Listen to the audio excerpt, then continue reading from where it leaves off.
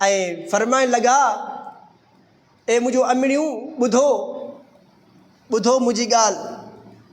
मुंहिंजा ॿ दोस्त हुया, हिकिड़ो नबी करीम सल्लल्लाहु अलैहि वसल्लम जन ऐं हिकु अबू बकर सिद्दीक़ रज़ी अल्लाह ताला अन्हु।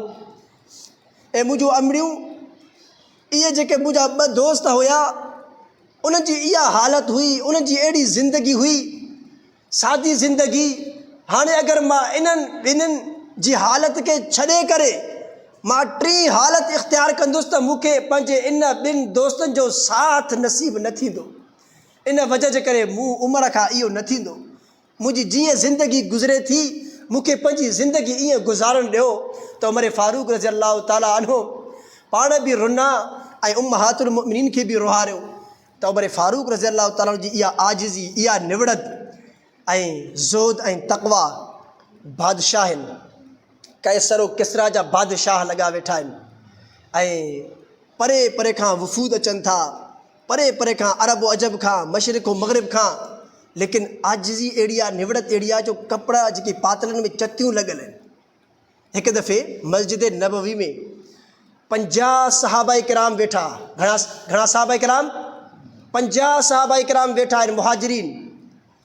हे पाण में मशवरो था कनि, तज़किरो था कनि त उमिरि फ़ारूक रज़ी अल्लाह ताला अन्हु कैसरो किसरा जी सल्तनत हिन खे मिलियल आहे। मशरिक़ ऐं मग़रिब में हिन जी ॻाल्हि हले थी पई, हिन जा फ़ैसिला सादिर थियनि था, हिन जो हुकुम हले थो। अरब ऐं अजब जा माण्हू परे परे खां अचनि था, वफ़ूद। ऐं पाण एॾी आजिज़ी इंकिसारी जो कपिड़नि खे, जुबे खे 12 चतियूं लॻल आहिनि ऐं ख़ासि क़िस्म जो 2 वक़्त खाधे जो इंतिज़ाम कोन्हे।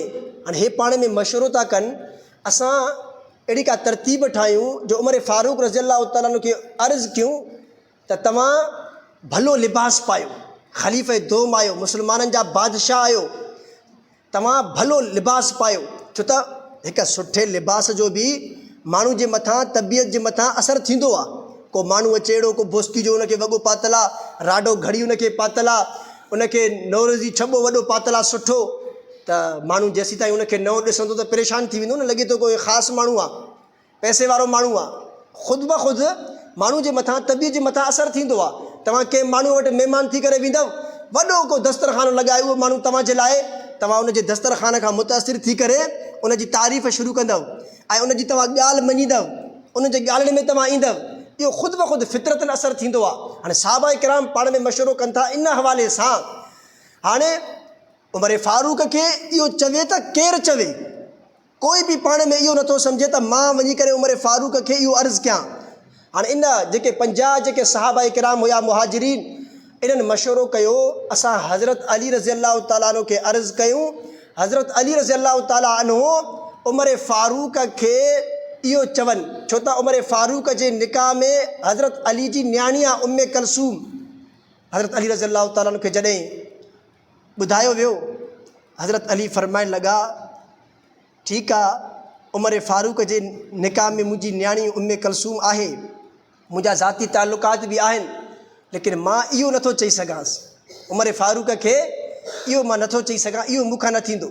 हाणे मशवरो थियो त उम्महातुल मुमिनीन जेके साईं जन जूं घरवारियूं आहिनि, अम्मी आयशा, अम्मी हफ्सा, उन्हनि खे अर्ज़ु कयूं, उहे वञी करे चवनि, ख़िदमत में पेश थियनि। अम्मी आयशा चवणु लॻी, ठीकु आहे, मां चवंदुसि उमिरि फ़ारूक खे अर्ज़ु कंदुसि, लेकिन अम्मी हफ्सा जेका उमिरि फ़ारूक जी न्याणी आहे, साईं जन जी घरवारी हुई, अज़वाज मुतहरात में उनजो शुमार आहे। अम्मा हफ्सा चवणु लॻी त भली तव्हां चओसि, मञींदो कोन, तव्हां भली चओसि। त जॾहिं अम्मी आयशा ऐं अम्मी हफ्सा उमिरि फ़ारूक वटि पहुता, वॾे तमहीद सां, सुठे अंदाज़ सां, एहो अमीरुल मुमिनीन उमिरि फ़ारूक, असां हिकु सहाबाए किराम जे मशवरे सां, हिन नियत सां, हिन इरादे सां तो वटि असां पहुतियूं आहियूं, ॿई ॼणियूं, अम्मी आयशा ऐं अम्मी हफ्सा, त तव्हां पंहिंजे लिबास खे भलो रखो, उम्दा लिबास पायो, तव्हांजो दस्तरखानो भलो लॻल हुजे, जीअं सुबुह ऐं शाम जेके मुहाजिर ऐं अंसार सहाबाए किराम आहिनि, तव्हांजे दस्तरखाने ते वेही करे तव्हां सां गॾु मानी खाइनि। अल्लाहु अकबर। उमिरि फ़ारूक रज़ी अल्लाह ताला अन्हु जॾहिं हिननि जी ॻाल्हि ॿुधी करे रुना, उमिरि फारूक जे अखियुनि मां ॻोढ़ा निकिरी आया ऐं पाण बि रुना ऐं अम्मी आयशा ऐं अम्मी हफ्सा खे बि रुआरियो उमिरि फारूक रज़ी अलाह ताला अन्हु ऐं फरमाइण लॻा ए मुंहिंजो अमिड़ियूं ॿुधो मुंहिंजी ॻाल्हि। मुंहिंजा ॿ दोस्त हुया, हिकिड़ो नबी करीम सल्लल्लाहु अलैहि वसल्लम जन ऐं हिकु अबू बकर सिद्दीक़ रज़ी अलाह ताला अन्हु। ऐं मुंहिंजो अमिड़ियूं इहे जेके मुंहिंजा ॿ दोस्त हुया उन्हनि जी इहा हालत हुई, उन्हनि जी अहिड़ी ज़िंदगी हुई, सादी ज़िंदगी। हाणे अगरि मां इन्हनि जी हालत खे छॾे करे मां टी हालत इख़्तियार कंदुसि त मूंखे पंहिंजे इन ॿिनि दोस्तनि जो साथ नसीब न थींदो। इन वजह जे करे मूं उमिरि खां इहो न थींदो। मुंहिंजी जीअं ज़िंदगी गुज़रे थी मूंखे पंहिंजी ज़िंदगी ईअं गुज़ारणु ॾियो। त उमिरि फारूक रज़ी अलाह ताला अन्हु पाण बि रुना ऐं उम्महातुल मुमिनीन खे बि रुआरियो। इहा ज़िंदगी हुई उमिरि फारूक रज़ी अलाह ताला अन्हु जी।